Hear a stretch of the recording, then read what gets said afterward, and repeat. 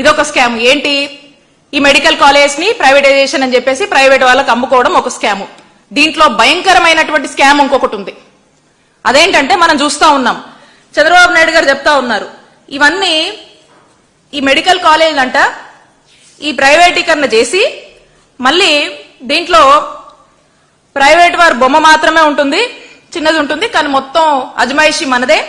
అలాగే 2 సంవత్సరాల వరకు కూడా దీనికి సంబంధించి ఎవరైతే పని చేస్తారో ఆ జీతాలన్నీ కూడా ప్రభుత్వం ఇస్తుందంట.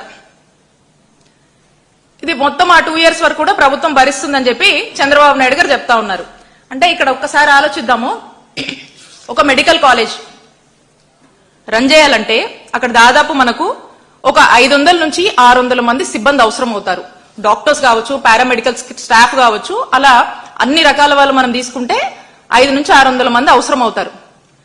వీళ్లకు ప్రతి నెల వీళ్ళకు జీతాలే మనకి 6 నుంచి 7 కోట్లు అవుతాయి ప్రతి నెలకి.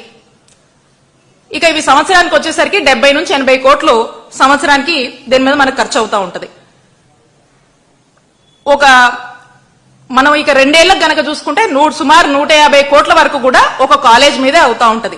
అంటే ఒక్కసారి ఆలోచన చేయండి, ఇక ఒక్క కాలేజ్ పరిస్థితి ఇలా ఉంటే 10 కాలేజీలకు ఎంత అవుతుందో ఒకసారి ప్రజలు ఆలోచించాలి. దీన్నంట చంద్రబాబు నాయుడు గారు ప్రభుత్వమే దీని మీద ఖర్చు చేస్తారంట, వాళ్ళేమో ప్రైవేటైజేషన్ కి తీసుకుంటారంట, ల్యాండ్ మందే, మళ్ళీ ఎంత ఎకరానికి 100 రూపాయల చొప్పున 66 ఏళ్లకు లీజుకి ఇస్తా ఉన్నారు. ఇన్ఫ్రాస్ట్రక్చర్ లే చేశాము, ప్రైమ్ ల్యాండ్, కొంత డెవలప్మెంట్ మనం చేస్తున్నాము.